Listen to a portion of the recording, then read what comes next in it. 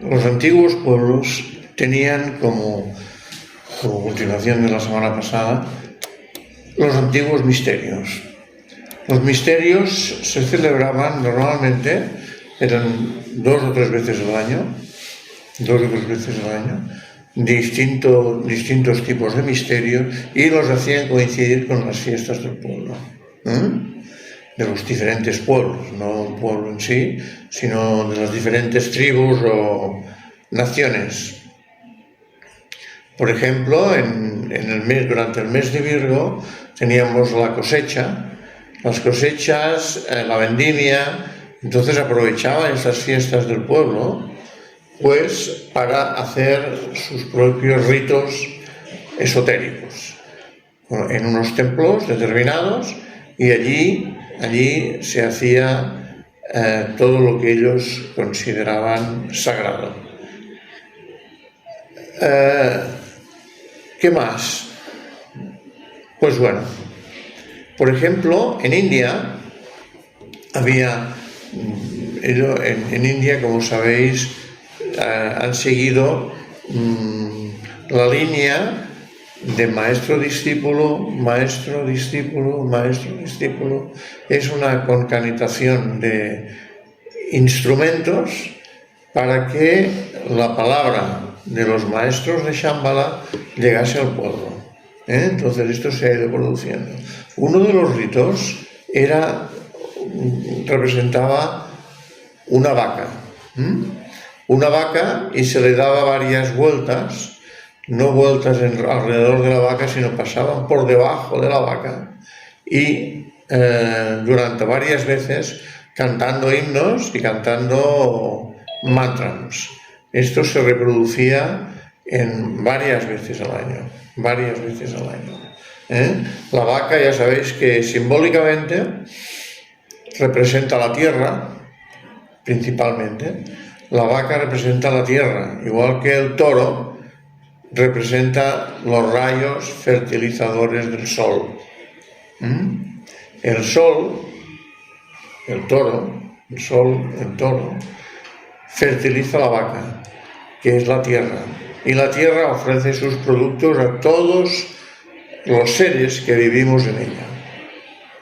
Esa es la concatenación de ideas que vienen de...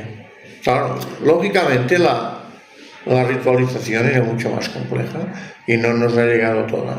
Pero bueno, va bien, creo, que sepamos esto. Simplemente era ofrecerse al dios Sol para que fertilizara como toro la tierra, o las tierras, para que las tierras produjeran todo lo necesario para que los seres que vivimos encima y alrededor de la tierra podamos vivir en paz y bien, sin necesidades de abastecimiento. Esto es así y ha sido así prácticamente siempre que recordemos en plan histórico. Solo el egoísmo del hombre ha hecho, muchas veces, ha proporcionado la carencia de muchas cosas, de muchos, ¿cómo os diría? De muchas cosas por solucionar, por tener, y eso es culpa del egoísmo humano. El egoísmo humano y la ambición humana siempre ha deseado tener más que los demás, tener más y explotar más y ser siempre unos por encima de los otros. Entonces esto ha traído una singularización de este proceso y hemos retorcido el mensaje inicial de la jerarquía, de Dios, Shambhala, de como queramos llamarlo, para poder movernos por ella. La semana pasada hablábamos de Prometeo que ya dijimos que era como el alma, mientras que su hermano, Epimeteo simbolizaba la personalidad. Era una de las representaciones más elevadas que se hacían por aquel entonces. Prometeo y Epimeteo. A Epimeteo se le dio un obsequio para que pudiera, ¿cómo lo llamaríamos? Relacionarse más con Prometeo. Epimeteo representaba la personalidad y le dieron un regalo, que era una caja cerrada. Esta caja cerrada, evidentemente, a los seres humanos, con los curiosos que somos, lo primero que se le ocurrió fue abrirla. Y aquella caja, que representa la mente, empezó a funcionar.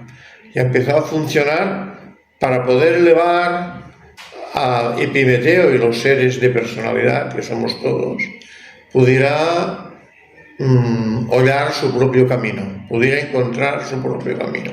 Pero junto a esto crecieron las malas hierbas, que venían también de nuestras capacidades mentales y mental-emocional para poder cubrir lo que nosotros considerábamos que eran nuestras apetencias, no las necesidades, sino lo que nosotros deseáramos. Y ahí, con esas malas hierbas, vinieron y fructificaron todos los problemas que tenemos como seres humanos. La envidia, los celos, en fin, no tenemos, no vamos a repetirlos todos porque son enormes y muy diversos. Las manifestaciones que se presentan a través de la caja de Pandora. Entonces, la caja de Pandora, al final, Epimeteo, el hombre, lo que se le ocurrió fue experimentar con todo ello. De ahí han nacido las diferentes civilizaciones hasta, por fin, singularizarse en una sola, que es el Dharma, que es la ley. Hemos seguido la humanidad con sus diferentes sociedades, hemos seguido nuestro propio veredicto, lo que nosotros consideramos que es lo que teníamos que hacer, sin prestar mucha atención a nuestro Prometeo, ¿vale?, que era el que nos guiaba. Entonces seguíamos las líneas de Epimeteo, hasta que al fin Epimeteo, debido al tiempo vivido, debido a las muchísimas reencarnaciones de sí mismo, partiendo de la base del alma, partiendo de la base de Prometeo, habíamos y tenemos todavía. Entonces, cuando empezamos a seguir el Dharma, la ley, eso se empezó a cuadrar. Y algunos pocos hombres hollaron el camino del discipulado. Encontraron el porqué de la caja de Pandora, qué representaba y qué hacía la caja de Pandora, qué poder tenía sobre los seres humanos, y empezaron a entender todo el proceso. Fijaos que por nosotros mismos, por ellos que éramos nosotros mismos, el tema se fue arreglando con la presencia, a la ayuda inestimable de los maestros externos y evidentemente del gran Prometeo, que hacía las veces también de maestro interior. Esto es un poco el resumen. Y todo esto se plasmaba en una representación, en una representación que se hacía los discípulos iniciados del momento, representaban durante las épocas en que se constituían en asamblea para explorar los misterios y experimentar los misterios, y así, poquito a poquito, los maestros y discípulos que enseñaban a los demás empezaron a transmitirles cómo funcionaba el mundo exterior y el mundo interior de los seres humanos. Esta es un poquito la historia a partir de Prometeo y Epimeteo. Había otros, por ejemplo, es muy rico, todavía hoy, y se recuerda mucho, los mitos escandinavos. Escandinavia siempre ha poseído un simbolismo muy fuerte, muy potente. Este simbolismo recogía mitos antiquísimos. De no se sabe, nadie ha podido todavía saber más o menos cómo procedían y de dónde. El caso es que esto ha llegado hasta nuestros días. Estos eran unos muy grandes. Los más grandes, evidentemente, más grandes por el número de gente y por la sabiduría que conllevaban, siempre han sido los de India y lo que es a partir de los Vedas de la antigüedad, que transmitieron y pudieron escribir aquello que conocemos como los Vedas, pudieron escribir en estas escrituras sagradas y con ello nos ha llegado prácticamente hasta nosotros. Aunque parezca mentira, eso todavía es frecuente en algunos lugares de India, celebrar este tipo de acontecimientos. Quizá nos parecerá mentira, pero no lo es.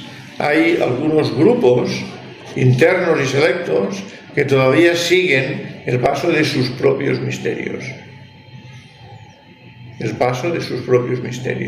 Y ahí se forman maestros y se forman discípulos que más tarde llegarán a ser maestros. Esa es un poquito la historia de los misterios hasta hoy en día.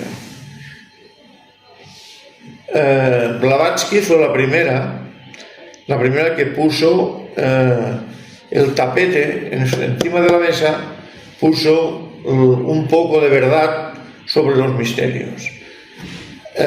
Los primeros misterios que se quisieron en Occidente entrar en la civilización fueron los misterios egipcios, a los cuales quisieron llamar y lo llamaron masonería. Esto poquito a poquito fue desmejorándose a sí mismo y cayendo en lo que se denomina la gran ilusión. La gran ilusión, en ese sentido, quiere decir que muchas cosas de las que no sabían se perdían y eran sustituidas por otras que no tenían ningún tipo de fuerza espiritual. Simplemente eran rituales bien formados, pero carentes de espíritu. Y un ritual o un misterio, queremos llamarlo así, con ritual pero carente de espíritu, es nada. Porque lo importante es el espíritu. El espíritu nos da la fuerza y la capacidad de poder entender, a este nivel del que estamos hablando, a este nivel. Hemos de considerar, por ejemplo, ya lo apuntábamos el otro día, que, por ejemplo, en Egipto nos dio la última fase de su poderío en el tema de los misterios, porque a partir de hace 15 a 20.000 años, eso se empezó a deteriorar, a desmejorar y a difundir cosas irreales. Por ejemplo, las pirámides eran lugares de iniciación, ya muchos lo sabéis, pero eran lugares de iniciación, no eran tumbas. Fueron tumbas más adelante, con la degeneración del pueblo. Del pueblo y de los faraones, de quien mandaran en aquella época.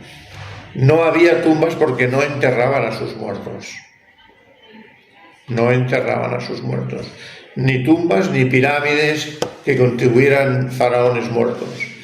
Antes de eso se quemaban a los cuerpos, como se quemaba también con los ritos escandinavos y con los ritos de India, que todavía lo siguen haciendo.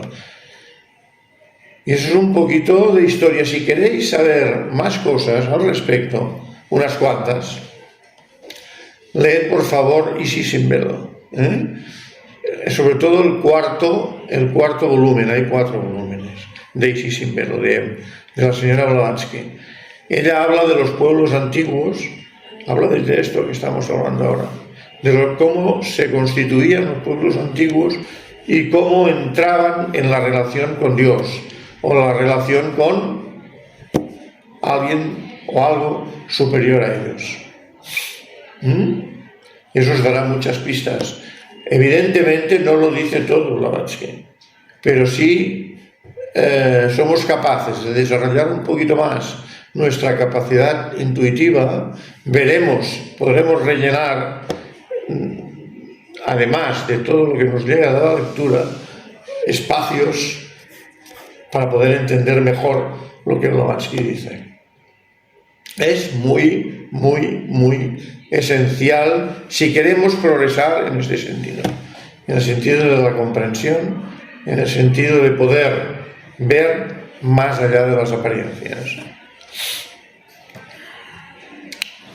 También tenían sus ritos y su manera de entender el cosmos y el hombre los antiguos celtas. Los celtas y todos sus pueblos tenían una comprensión medianamente, si podemos decirlo así, medianamente aceptables. Pero los romanos se lo cargaron todo, absolutamente. De hecho, hay quien dice que los romanos vinieron para acabar con el mundo antiguo. Hay quien dice eso, no sé si es cierto o no es cierto. Pero ellos tenían 2 grandes ciudades, una se llamaba Aslesia y otra se llamaba Bibractis. Bueno, solo tengo que deciros que, como opusieron mucha resistencia al César, a Julio César en aquel momento, perdón, los pasaron todos a cuchillo. A todos, no quedó nadie vivo. Nadie vivo. Ellos tenían unos hombres a los cuales llamaban bardos, perdón, y estos estaban recluidos, iban al bosque, estaban recluidos en los bosques y allí hacían sus rituales, junto con sus discípulos, en el bosque. En India también había algunas de las ritualizaciones que se hacían en los bosques. Por eso tienen unas escrituras sagradas que se llaman Aranyakas. Los Aranyakas eran escrituras que habían sido forjadas en las selvas, en los bosques, si queréis. Y de allí continuaron hasta llegar a hoy en día, donde en algunos lugares remotos se sabe que se siguen practicando. Los maestros de India, había 2 tipos de maestros en general, 2 tipos. Uno que enseñaba al público, a la gente, en general, y otros que enseñaban en la selva, solo para unos pocos. Y así se constituyó todo el sistema que pervive hasta hoy en día.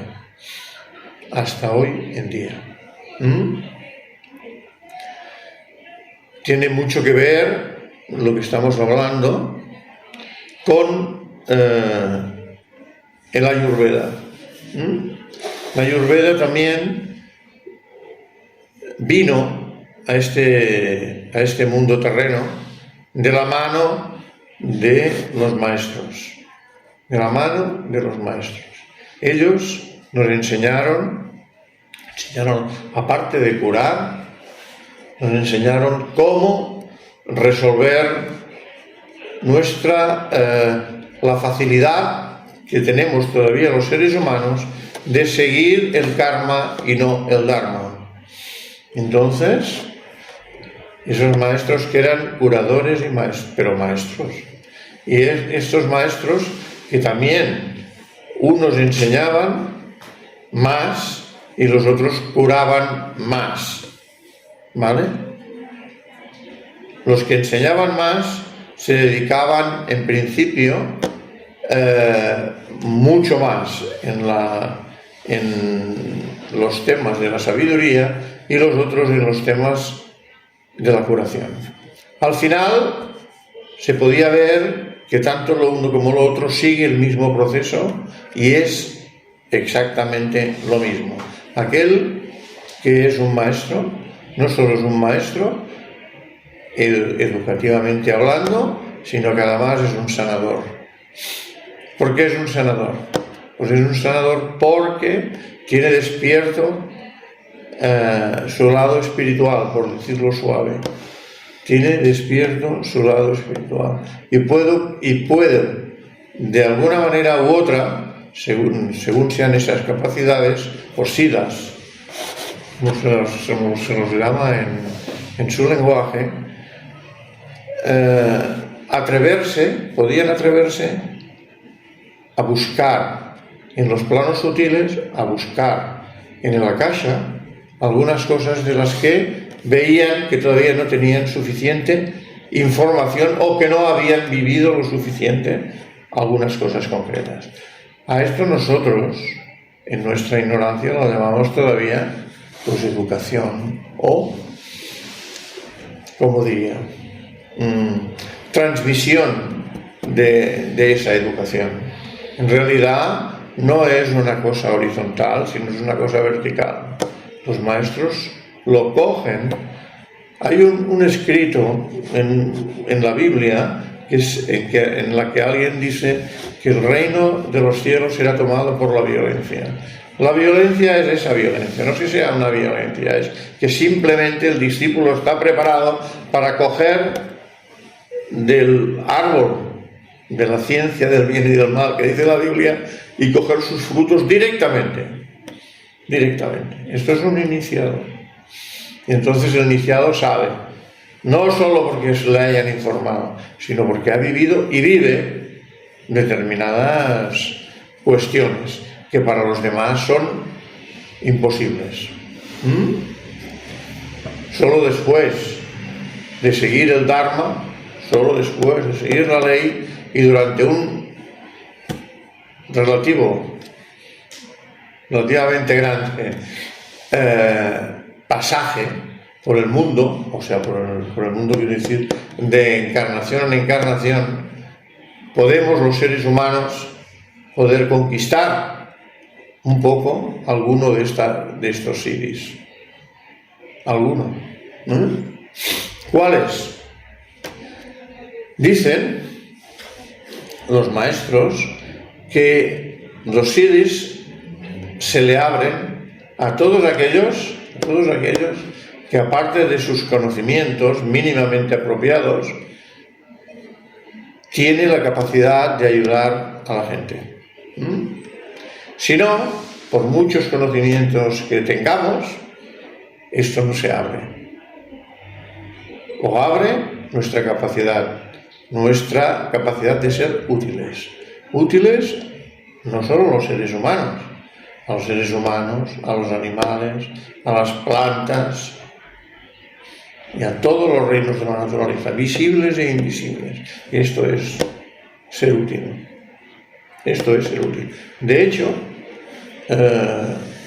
ser útil a los seres humanos dentro de esta escala es quizá el punto, no sé si decir la palabra, el punto inferior, pero de los más bajos porque son terrestres. cuando entramos en nuestras capacidades con los mundos sutiles, aquí se abre una cascada de posibilidades, y tendremos estos seres en base a la capacidad que tengamos para poder ser útiles a algo de la creación, algunos seres de la creación. Si no, pues bueno, podremos tener esas capacidades abiertas, esos poderes que llamamos los seres humanos, que las tenemos todos en estado latente. En estado latente lo tenemos todo, o sea, todo está aquí dentro, no es que vayamos a buscarlo, está aquí, pasa que no somos capaces de despertarlo, de abrirlo y de poder operar con ellos, pero están aquí. Entonces, cuando eso es posible, los siddhas vienen por sí mismos. Uno ve que tiene diferentes posibilidades de poder ser útil a determinado grupo de gente, o de animales, de plantas, o de lo que sea, o de otras cosas de las que ni siquiera nos podemos imaginar. Muy bien. Hoy, después pararemos, o sea, ahora termina la conferencia esta, ¿no? Pero luego hacemos vacaciones de unos días para que podamos estar con la familia, y después de Reyes volveremos a retomar nuestras posiciones.